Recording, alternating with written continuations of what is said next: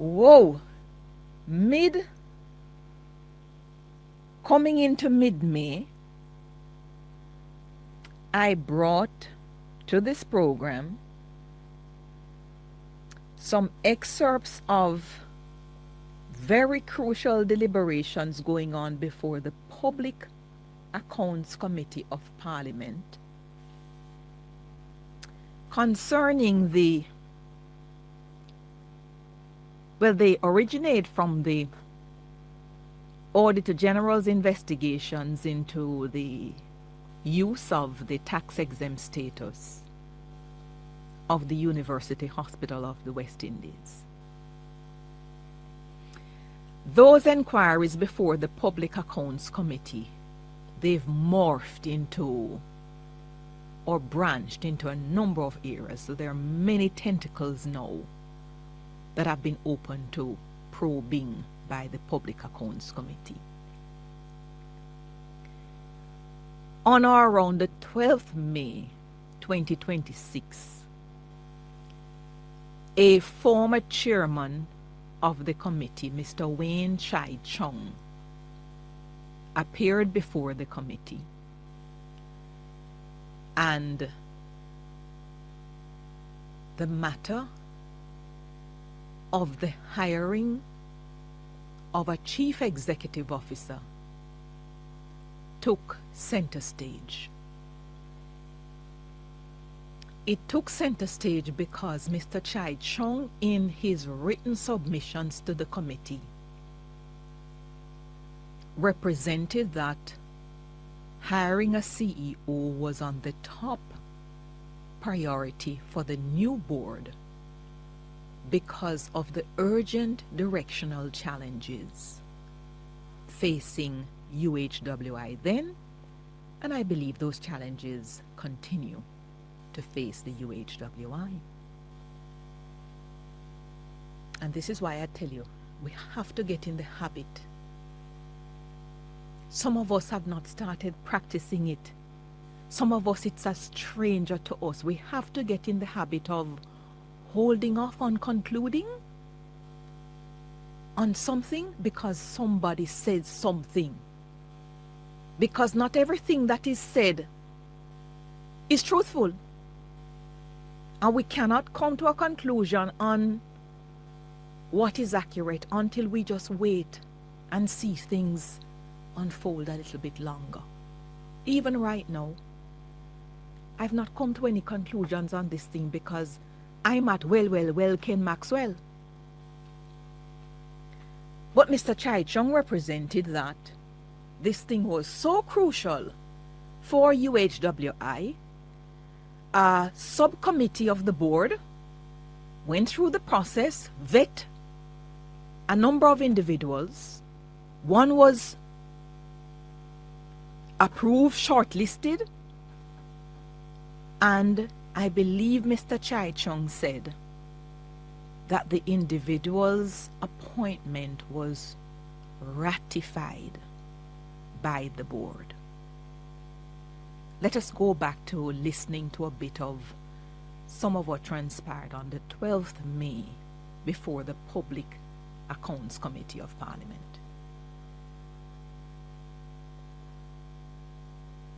From where my colleague Clark had left off, just a few questions along the same line. Mr. Chung, the selection process, was that done by a HR subcommittee? Yes. Yes. Were you a part of that committee? For the final interviews, yes. Prior to that, no. Okay. So it is throughout the final interviews where that recommendation would have been made. Coming out of the final interviews, you would have made that recommendation. The committee would have made that recommendation. Yes. Committee, you're a part of it. Now, the preferred candidate, was that person an ordinary resident in Jamaica? As in, did the person live in Jamaica? No. Okay. Was that person, as part of the interview process, did you get certain critical information about that person to include their age? Their age would have been included. Yes. So is it correct that the preferred candidate was somebody who had actually attained the age of retirement? The question of retirement age was not one that was raised with us initially at the board level. Yes. However, we sought clarification once it was brought up, and we were satisfied at the board level that that was not an issue. Okay. So, notwithstanding the age concerns that you have said was ratified, would it be correct to say that the board at the time, considering everything, was not settled on this recommendation of hiring somebody who lived overseas? The board Yes. ratified that decision. Yes, so you were told by Mr. Chai Chung that the board ratified the recommendation of the HR committee to hire this individual, who happens to be a female, who was of retirement age and who doesn't reside in Jamaica, but the board ratified the decision. I'm not concerned about the retirement age business, no, nor overseas, none of those things. I'm on the issue of ratification of the appointment for the moment. And can I thank everybody? They're telling me that Ken Maxwell is a legendary broadcaster in Jamaica. Morning to you, Earl. It's been too long. Morning to you, Tony. Apparently, Mr. Ken Maxwell, he was on Monroe College Old Boy. So Tony and Earl in particular, coming from that great and noble institution, Monroe College, they know of him from there, but also they are a little bit older than I am, a little bit more mature. And so they ate at the feet of this cultural icon. So I want to find out now whether Mr. Maxwell used to say, well, well, well. Yes? Tell me that, Tony. Tell me that, Earl. Let me go to a break. And so, as a result of the questions at the board meeting, the Public Accounts Committee meeting arising from this response by Mr. Chai Chung that the board ratified the appointment of the CEO, Juliet Cuthbert Flynn requested that minutes of the board for the time period be provided to the Public Accounts Committee so that they can see whether there is an entry of that detail. And an entry of that detail should be present because the board at the time considered the appointment of a chief executive officer as one of the most important agenda items facing it at the time. Imagine my Ken Maxwell moment when at this last committee meeting now, Mr. Hosen, what a beautiful man. Guys, if you read your Bible and you hear about the fruit of the Spirit in Galatians 5:22-23, very important that we have love, joy, we demonstrate kindness, gentleness, perseverance, self-control, long-suffering. And I practice my long-suffering as a supporter of Arsenal. Because it's 22 years we never win the league, the Premier League, and me suffer hard, but me get me practice with Arsenal. And so many other things with driving on the roads. But Mr. Hossin is a picture of Galatians 5:22-23. It's the way he delivers himself, and you sort of see, it's like a light, a beautiful light that's around him, that somehow I detect. Never met the man. But Mr. Hossin came to the Public Accounts Committee last. And Mr. Hossin made this representation concerning the contents of board minutes that he found. Let's hear Mr. Hossin. The minutes of the meeting, the PAC asked about the recruitment of the new CEO.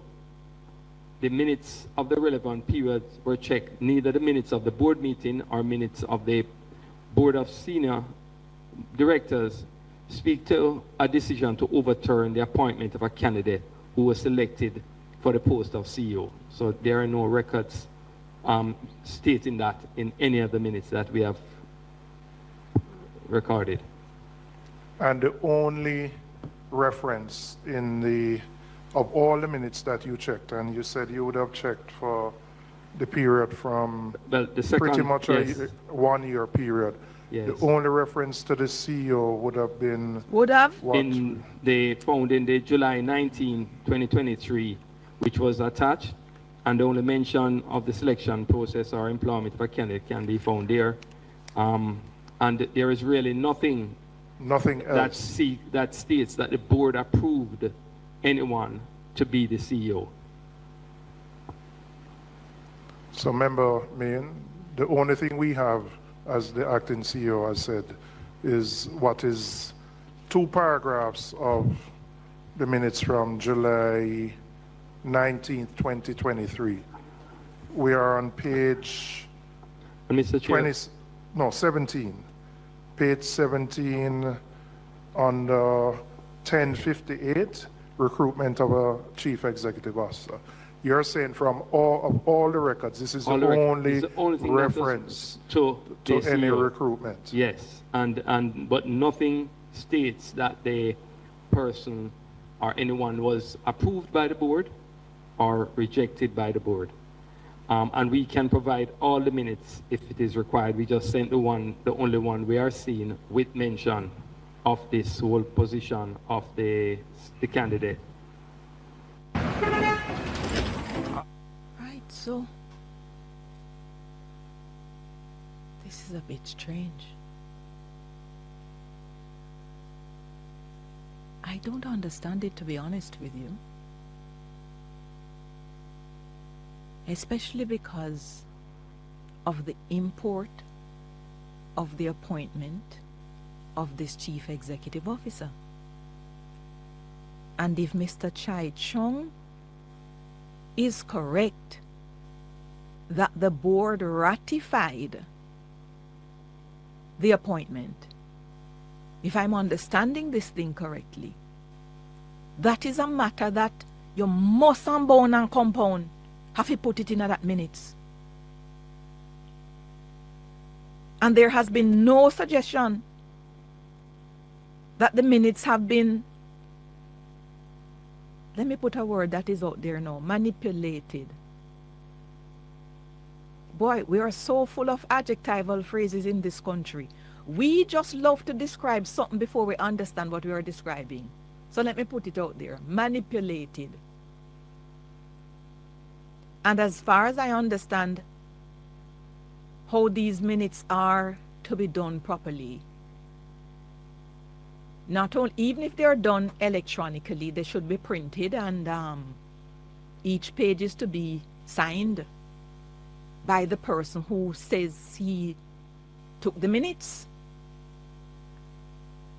So how do we explain this now? especially because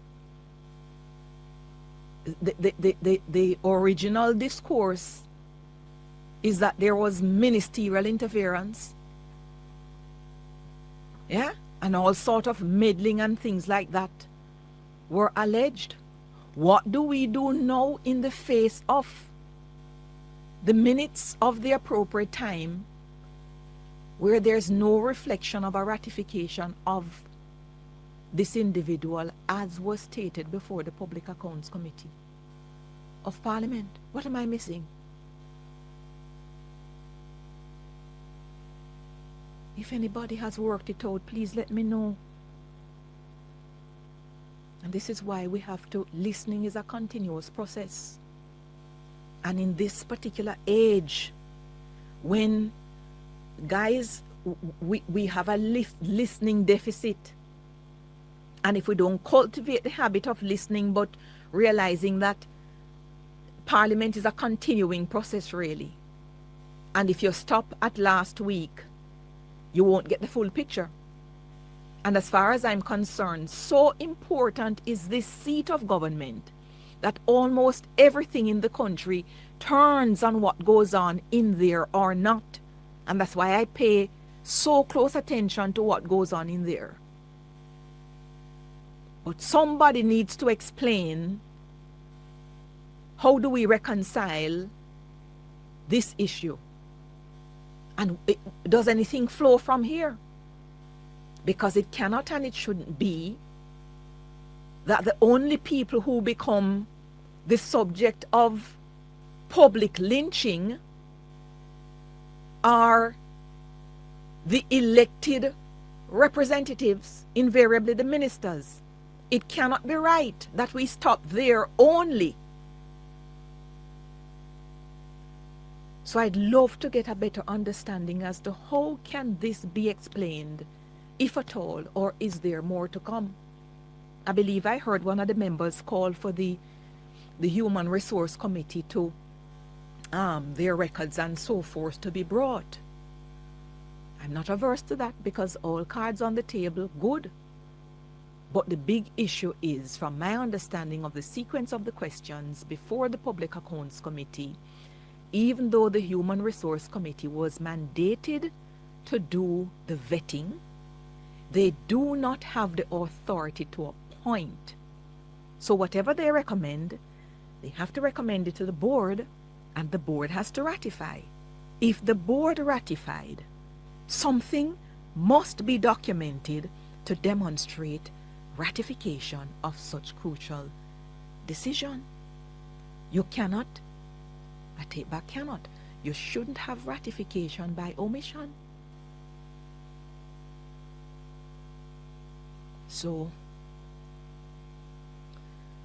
well, Ken Maxwell.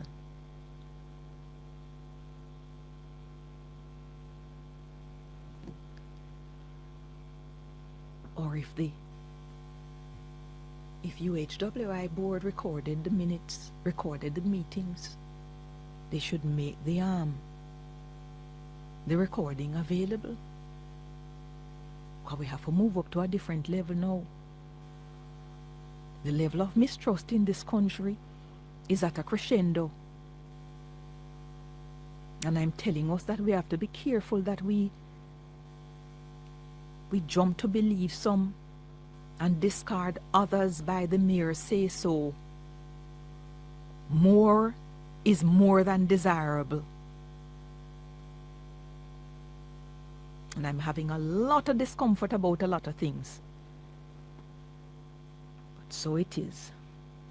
On the program today, Mrs. Full, I hope we don't have too many things lined up. Although I know you shared it with me, because I need to go through this FLA report. Because I'm telling you that, you know, sometimes when you plan Judith for a nice, you sit down and you anticipate. You're going to be licking your lips after you read something. No man, this is going to be saucy. What is it they are trying to hide?